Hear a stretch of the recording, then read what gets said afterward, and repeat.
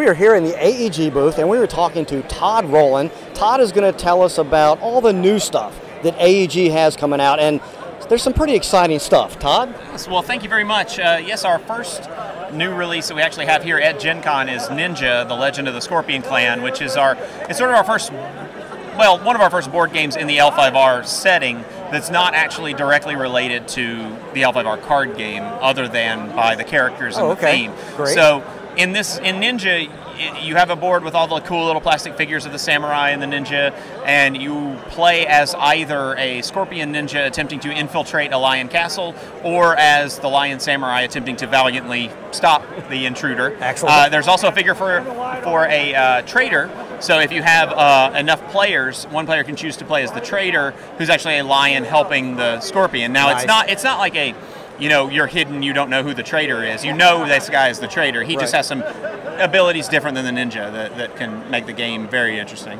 Okay. So, how's the reception been to that for the show? The reception so far has been really positive. Now, we've only had one table demoing it right now. It goes on sale tomorrow morning, but the table has constantly had people, looking over their shoulders, what's that plastic down there, So it's actually been really positive, and we're quite excited about it. It's nice because it's sort of opening up a new doorway with the L5R IP to, broaden it out into games that don't necessarily involve the CCG, but still allow people to take part in the world that's been building for all these 16 years now, and Excellent. show different parts of that world.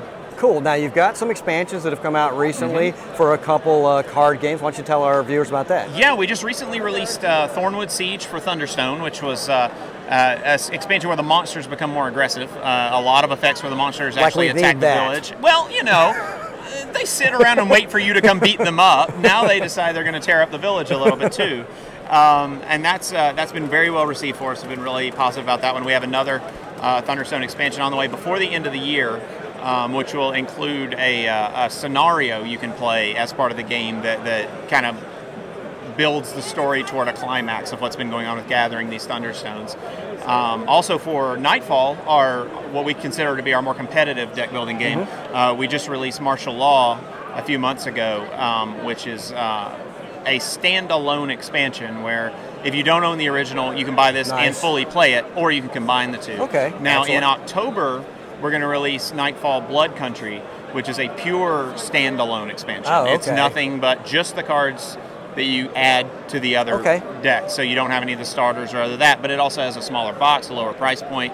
It's a little bit easier for the customers to pick up. And it sort of expands the world of Nightfall. Nightfall's hasn't so much had an active story like some of our games do, but for now it's had like snapshots of the world. So whereas Martial Law showed like a U.S. urban area, Blood Country shows a U.S. rural area. How do the backwoods handle vampires and werewolves and things like that? And they actually surprisingly well. But yeah, it's a very fun expansion for the game that we quite enjoyed, and we have a ton of stuff that I'd love to tell you about for next year, but I can't announce any of it yet. The other big announcement we made recently, actually this week, was that Incinerator Studios, the electronic game publisher, is bringing Nightfall to the iOS platforms, the iPad, the iPhone, iPod, however many others they can get it onto.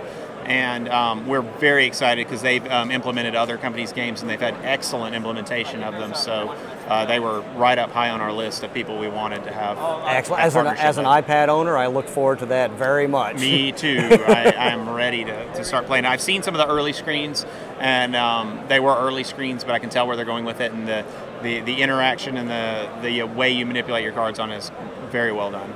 Excellent. The other game I saw sitting over there in the nice big shiny box is the L5R board game. Looks awesome. War of Honor? Yes. Yes. War of Honor is a board game card game hybrid. It's an extension of the CCG in the sense that it provides players a reasonable way to play multiplayer L5R, because we've never hid from the fact that multiplayer L5R was usually an exercise in king making and angst, and you just suddenly get pounced on by everybody and you're out of the game. But War of Honor introduced a tile set that creates a board that sort of controls who you can attack. We also took the normal victory conditions for the card game and turned them into victory point conditions rather than just a flat, if you do this, you win. Gotcha. Now you have to do this certain activity a certain number of times to win. And so it's created a sense where people don't can't really get eliminated from the game, and it removes that tension of, oh my gosh, we need to eliminate that guy really fast before he wins. So everybody can kind of hang with it. And the nice thing for people who don't play the CCG or don't collect the CCG is that it comes with 4 completely pre-constructed decks. Nice. Which you don't have to buy a single thing if you don't want to, and you can begin playing right away.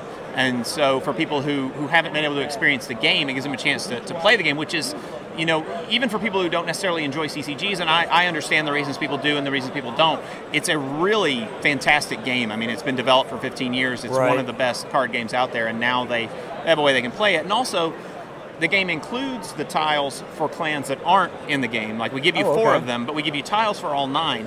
And the new edition of the CCG that's coming out in November, all of the starter decks are 100% pre-constructed. So if you wanted to add to your War of Honor game, you can just go out and buy the Crab starter and not have to buy anything else, and you're ready to add Crab to your War of Honor game. Well, thank you very much for taking time out of your busy day to talk to us. Thank you, Todd. Thank you guys so much.